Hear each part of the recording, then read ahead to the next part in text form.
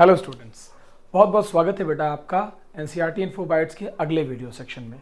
आज हम आपके लिए एक बहुत इंटरेस्टिंग टॉपिक लेकर आए हैं जिसका नाम है सेक्सुअल रिप्रोडक्शन इन फंजाई। ठीक है बेटा, जैसे आपको पता होगा कि फंजाई वेजिटेटिव रिप्रोडक्शन भी करते हैं और सेक्सुअल भी करते हैं और सेक्सुअल भी करते हैं।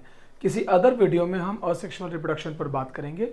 फिलहाल इस वीडियो में मैं आपको सेक्सुअल रिप्रोडक्शन इन फंजाई पर एक बहुत डिटेल्ड अकाउंट समझाने की प्लानिंग में हूँ। सबसे पहले तो आप इस बात को ऐसे समझिए बेटा कि फंजाई है ट्रू सेक्सुअल रिप्रोडक्शन, यानी इनके पास एकदम ट्रूली टाइप का सेक्सुअल रिप्रोडक्शन मिलता है। और जितने भी फंजाई हैं वो कहीं ना कहीं ट्रू सेक्सुअल रिप्रोडक्शन से मेरा मतलब है कि फ्यूजन ऑफ गैमीट के थ्रू अपने रिप्रोडक्शन प्रोसेस को पूरा करते हैं। ठीक है, अब सेक्सुअल रिप्रोडक्शन में जो दो बहुत ज़रूरी बातें हैं वो इस तरह समझिए कि पहली बात तो ये कि इनके पास मल्टीपल स्टेप्स हैं। इनके पहले वाले स्टेप का नाम प्लाज्मोगैमी है, दूसरे स्टेप का नाम बेटा karyogamy, and the third step in this series will be meiosis. Means there are three steps. One is called as plasmogamy, second is one called as karyogamy, and third is called as meiosis. Plasmogamy, karyogamy, meiosis ये सब steps हैं। इसमें कुछ बातें भी हैं जो बहुत इंपॉर्टेंटली आपको ध्यान रखनी पड़ेंगी। जैसे जब हम प्लाज्मोगैमी की बात करते हैं तो हम ये कहते हैं बेटा कि मान लीजिए एक हाइफा है किसी भी फंजाई का जिसमें न्यूक्लियाई उन सेल्स के अंदर हैं, पार्टीशंस बना हुआ है। मैंने कहा ये हैप्लॉइड है और इसके साथ आपको ये भी बता दिया कि ये पॉजिटिव टाइप का हाइफा है। और इसी तरीके से पैरेलली एक और हाइफा मैंने आपके लिए ड्रॉ किया। मैंने इसको कहा कि ये नेगेटिव हाइफा है और ये भी हैप्लॉइड है।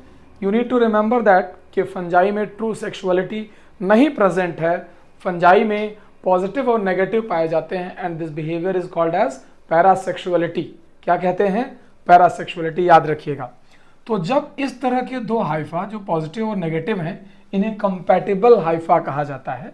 तो जब ये आपस में कंबाइन करते हैं तो एक कंडीशन यहाँ पर बनकर आती है जब एक एक सेल में दो दो न्यूक्लियाई चले जाते हैं, यानी पॉजिटिव न्यूक्लियाई भी और नेगेटिव न्यूक्लियाई भी एक सेल में आपको दिखेगा।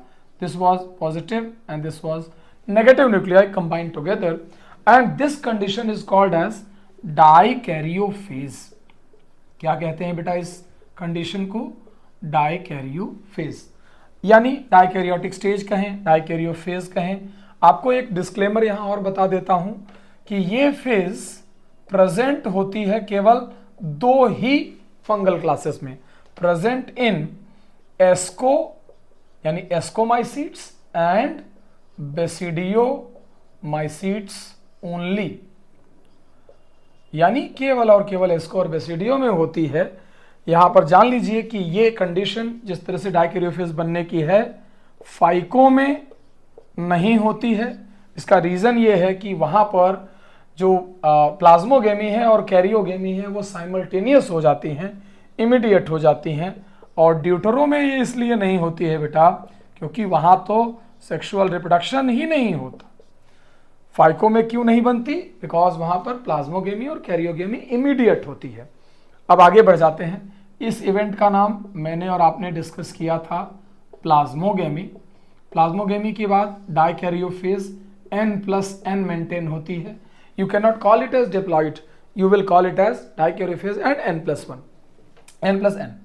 थोड़ा आगे बढ़े, हमने कहा कि कैरियोगैमी का इवेंट आता है बेटा और ये दोनों ही न्यूक्लियाई जो एक सेल में हैं ये फ्यूज कर जाते हैं। जैसे हमने बोला कि न्यूक्लियाई आपस में फ्यूज कर गए इस तरीके से, या न्यूक्लियाई आपस में फ्यूज कर गए इस तरीके से, तो पहली बार डिप्लॉइडी जनरेट हुई और एक सेल जिसके अंदर हाइफा में 2n कंडीशन डेवलप हो गई, वो बन जाती है। इसके बाद हमारी फाइनल स्टेज पर हम बढ़ते हैं जिसका नाम है मायोसिस, यानी कि रिडक्शनल डिवीजन। और मायोसिस की कंडीशन के बाद 4 स्पोर्स बनते हैं बेटा। यहाँ पर मैंने आपको 4 स्पोर्स दिखा दिए। जो 2 स्पोर बनते हैं इन्हें ऐसे समझकर चलिए कि जो भी 4 स्पोर बने उसमें से हाफ या 4 का हाफ 2 है तो 2 हमने दिखा दिए। अगर 400 बनते तो 200 हो जाते। तो जो 2 स्पोर्स बने वो कहलाए पॉजिटिव वाले, और जो 2 स्पोर और बने वो कहलाए नेगेटिव वाले। चूंकि ये स्पोर मायोसिस से बने हैं, that is why they are collectively called as meiospores. और ये स्पोर जब फर्दर जर्मिनेशन के लिए जाएंगे तो इधर से पॉजिटिव वाला स्पोर पॉजिटिव हाइफा और नेगेटिव वाला स्पोर नेगेटिव हाइफा में जर्मिनेट हो जाएगा।